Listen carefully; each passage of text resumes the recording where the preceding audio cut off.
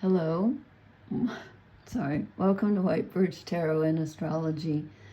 This reading is for God knows when. No, I'm doing this on Saturday, May 4th, but I'm talking about the Pluto-Neptune cycle, which kind of goes to the end of the year.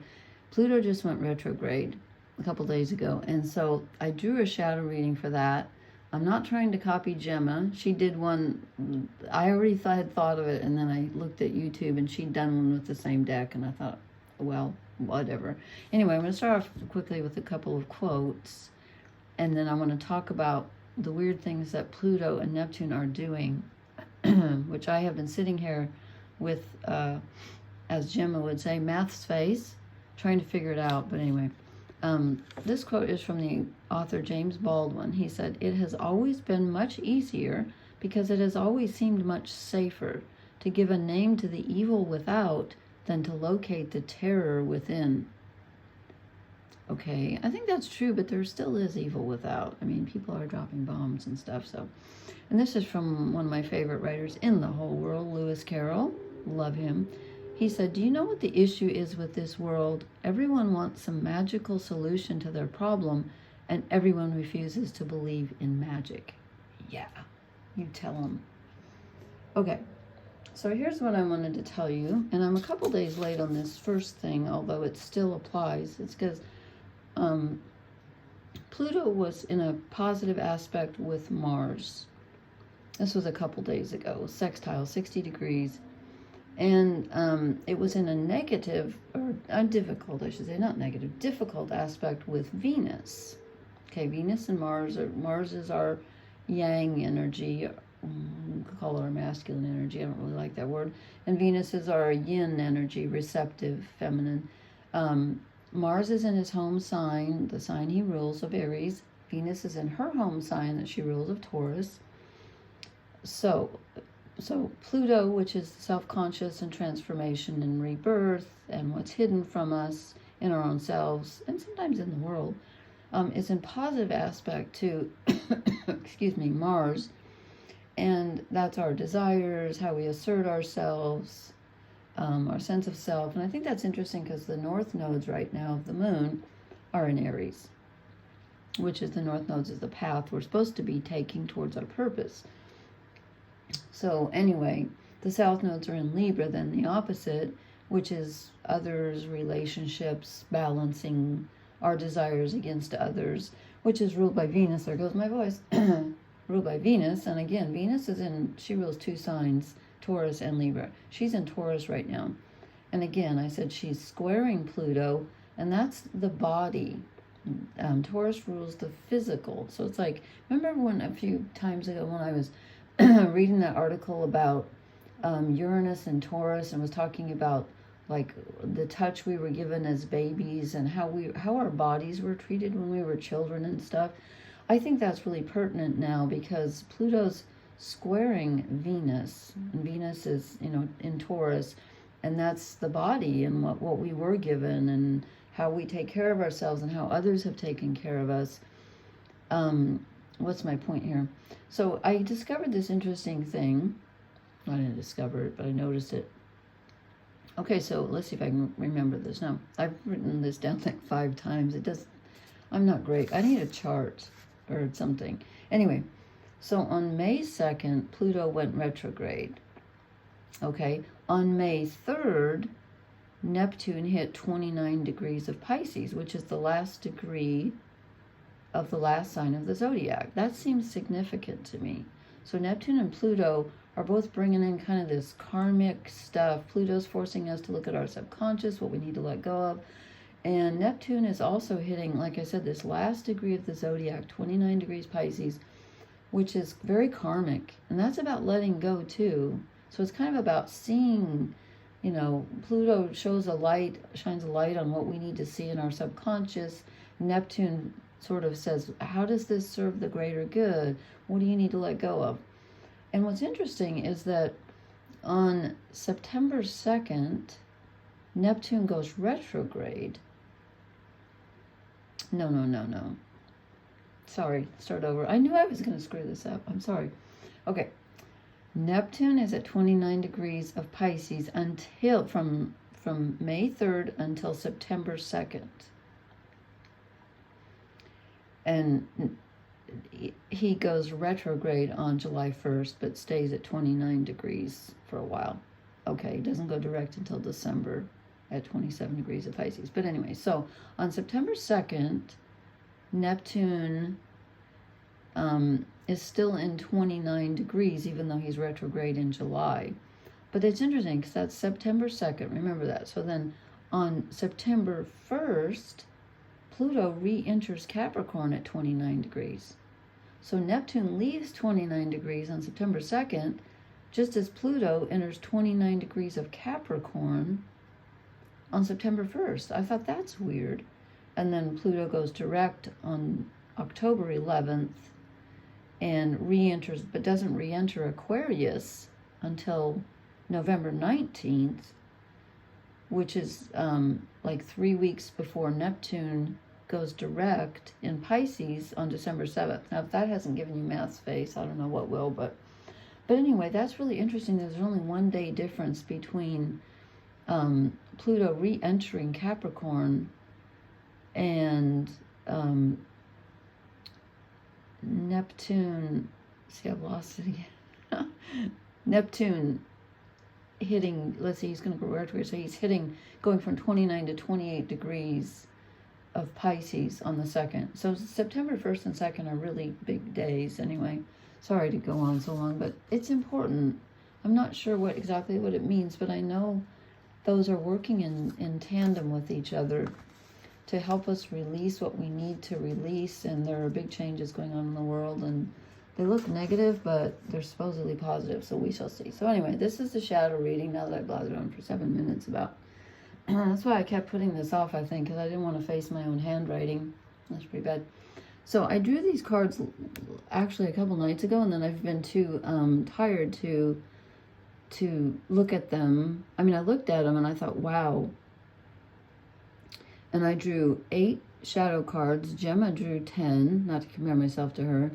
But it's interesting because we got 2 cards the same, which is kind of interesting because 8 out of 72 cards isn't that many. Okay, so I noticed the first 2 cards I drew are both pages, Pentacles and Cups. Okay, that's interesting because we have the Jupiter Uranus conjunction in Taurus, and the Sun's in Taurus, which is Earth. And we have Neptune in Pisces, which is water, which is Cups. We also still have, no, Mars is in Aries now. So, in fact, wait a minute. I should have looked that up. No, Neptune, yeah, Neptune's still at 29 degrees of Pisces. Of course he is. Anyway, so we have Earth and water. But what struck me about these cards is they're both children. No, I'm picking these up here. They're both children, and I thought, okay, I was just thinking about that Uranus and Taurus article that was talking about how we were mothered and how we were touched when we were children. Because there's something going on with our shadow selves when Pluto is, going retrograde like this. And just changed signs, as I said, went into Aquarius, 6 weeks ago? I forget now. But is going back into Capricorn at 29 degrees, which again is such a karmic number, the last degree of Capricorn. Right on top of my Chiron. Thank you very much. Anyway, we have these 2 little children standing here. So I feel like this is taking a look back, and again, Pluto's going retrograde, or already has a few days ago. It's like looking back at how were you physically and emotionally nurtured, and how does that figure in today? How do you physically and emotionally nurture yourself today? And this is especially interesting because this is, I said Jupiter and Uranus are in Taurus, and that article I read about Uranus and Taurus was talking about how you were mothered, your body and all that. And it looks like this child doesn't look like he or she has much self-esteem, and I'm thinking, this little candle, that's the self, and this is good, it's in a star, but these again are shadow cards, so these are what these children are lacking. This child is lacking the inner fire, And this child has an empty cup where the emotions are not, they weren't fulfilled. Okay, so that struck me right off the bat. Because remember, these are all shadow cards. So these are what we're working on, what we're lacking. This is kind of I don't like to call it a negative connotation, but you could call it that. The Two of Wands. Okay, this person is normally in the other decks. They're surveying their kingdom. Darn it. My voice doesn't do this till I sit down to poise.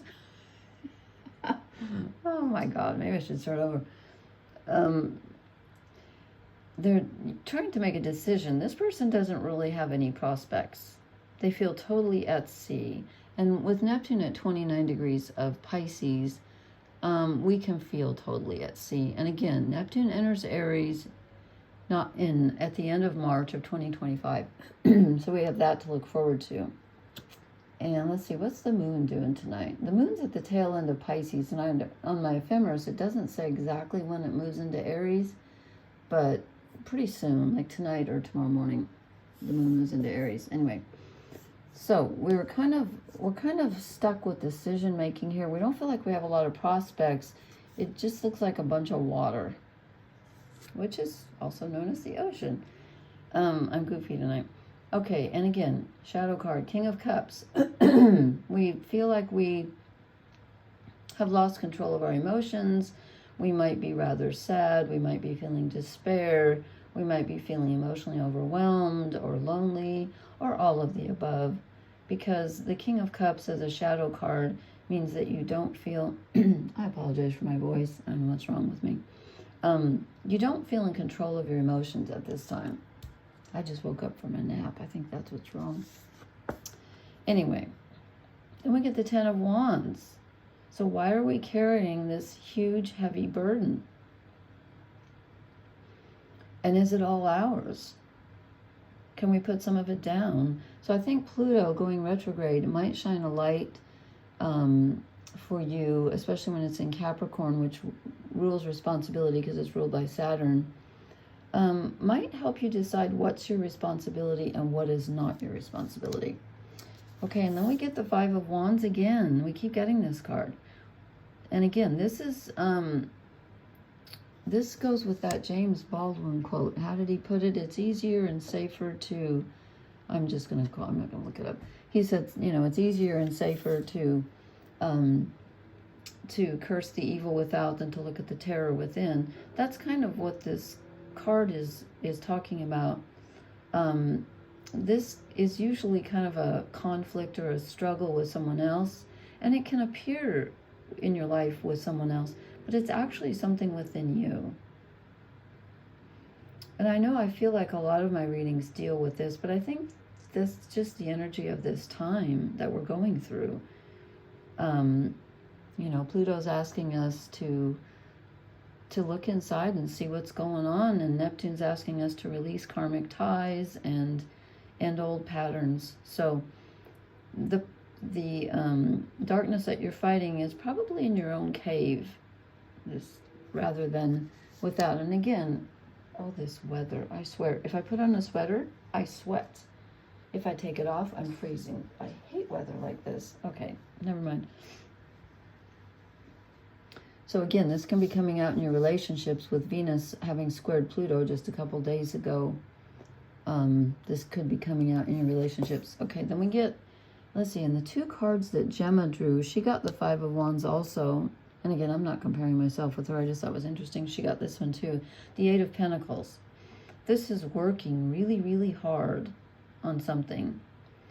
And so when it's a shadow card, it's overworking, or it's working on the wrong things.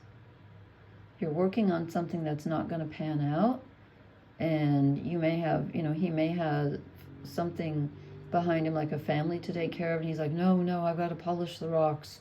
I've got to pick the coins out of the sea, and that's not what he's supposed to be doing. So you might be overworking yourself at this time again, or working on something that's not really going to pay off. Okay, and then I got Justice. I thought, okay, what's the negative side of Justice? Well, two things. One is putting other people's, I was going to say comfort, balancing your needs with other people's needs and trying to be too people-pleasing. That can be an aspect of Libra, which rules the Justice card. The other one is insisting that things be fair in this world, because they're not, and they're not going to be. So if you're looking for that, you're going to be sorely disappointed, as we all know. But I'm thinking with the North and South nodes where they're at, and all this emphasis on Aries at this time with the North nodes there, it might be mostly about trying to figure out, what do I deserve? And yes, you need to, of course, I'm always saying you need to be kind to others, but don't be a people pleaser at the expense of yourself. That can really be a shadow card, where you insist that, oh, everything has to be fair. Well, no, sometimes you can take, if you need to, ask for help, take something, it's okay. So there's a lot of shadow energy, and I was really struck by these first two, coming out one after the other and but being children. I thought, wow, talk about going back into the past. And, if you think about it, I mean, really, truly, where does most of your shadow work get laid? It gets started. Sorry. I am so goofy tonight. I don't know what's wrong with me. Anyway. I've been getting that's another reason I didn't want to post. I keep getting the giggles. That's not a bad thing, but it's inappropriate, which is why I cannot, this is going to sound terrible, I cannot go to funerals. Truly, I cannot. Why? I have to be careful in church too, because, and I normally don't go to church, but sometimes I will. And if I'm not supposed to get the giggles, if it's inappropriate, I will get the giggles. I inherited that from my mom and my sister, which is why at my wedding, I had to separate them, because I thought if I put them sitting together, they're going to get the giggles. So anyway, that's terrible. Oh, wait, overall energy card before I draw. Oh, hey, I forgot I drew 3. Again, I drew these a couple nights ago. Then I asked, okay, so with all this shadow energy, I thought, let's brighten it up. What can help us at this time? And I got the 3 of Cups. So sharing, friendship, laughter, hopefully not hysterical laughter when you're all by yourself, but whatever it takes. But being with others, reach out to others and get some emotional support. And then I get the Knight of Swords in reverse. Okay, to me this is saying it's better to be kind than to be right. Don't rush to conclusions. Don't rush to negative judgment. You don't have to be right all the time. You can have a lot more fun with your friends if you don't have to be right all the time, because you're not going to agree with everybody. So this is not being opinionated. And this is interesting too, the 10 of Swords in reverse. So this is where you're just, like literally almost dead from negative thinking and worry and all that. And you just can't take anymore. Let it go. Let it go and do this instead. Laugh, even if you're sitting here by yourself and you're giggling because things are silly. Do something fun. Lighten up. Has anyone read, the author Tom Robbins, who wrote Even Cowgirls Get the Blues, and oh my gosh, I should remember I've read every single book he's ever written. He's one of my favorite writers. What's the Jitterbug Perfume? I love that novel because in it, the main character is searching for the answer to life and finds it. And I'm not going to tell you not going to give you a spoiler alert, but if you want to read that novel, he's so brilliant. He's so brilliant. Tom Robbins, Jitterbug Perfume. My favorite of his novels was the first one, and now I can think of the title. Oh my God. Come on, Lori, what is it? Oh, it's been so long. I mean, literally, I read him in my 20s. Anyway, he's from the west coast of the U.S. also. He was, oh God, I just dropped half the deck on the floor. I'm not drunk. I'll pick these up. I don't even drink, I swear to God. The worst thing I do is eat too much coconut milk yogurt. Okay, let me concentrate here. What? Help. This is a deep, dark time. We're taking a deep dive with this Pluto retrograde. Yeah, that figures. Truth be told, the truth is good. The truth is always good, right? Better a painful truth than a sugar-coated lie. Sometimes I would rather have, no, I wouldn't. No, I always want the truth. You know what, though? Sometimes the truth hurts. But the truth is always good. Lies are worth nothing. What was that other quote that I said once? Somebody, oh, who said that? If you can't say no, all your yeses are meaningless. That's so profound.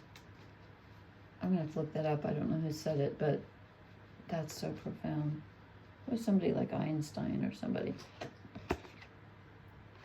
Yes, we are between worlds. Aren't we, though? Aren't we, though? Yes, with Pluto heading back into Capricorn. And again, when did I say it goes back into Capricorn? September 1st. And with Neptune at the tail end of Pisces, yeah, we are definitely between worlds. I'm going to draw one more. Just, yeah, so truth be told, that's so perfect for this one just fell out. I was hoping for a really positive one. Milk and honey. Can you tell that's a baby elephant on the screen? Not on the screen, on the card, but can you tell? That's so cute. Okay, I'm not feeling the milk and honey, but you know what? I think we are headed there. Jupiter and Uranus are supposed to be extremely positive, and in Taurus, they're supposed to manifest on the physical level, so I'm waiting. Party with your friends, party hardy, as we say here. Okay, I hope this wasn't too goofy. The next one, I've been wanting to do a choose a deck reading really badly, so maybe tomorrow night I'll do that, but I wanted to get this shadow reading out of the way with Pluto going retrograde, so. Okay, and I will leave my email address in the comment section. Again, if you know which houses in your chart these things fall in, it really makes a difference. So if you would like me to help you, I will. So I'll leave my email address in the comment section. Okay, please hit the like, share, and subscribe buttons, and I'll talk to you later. Blessings. Good night.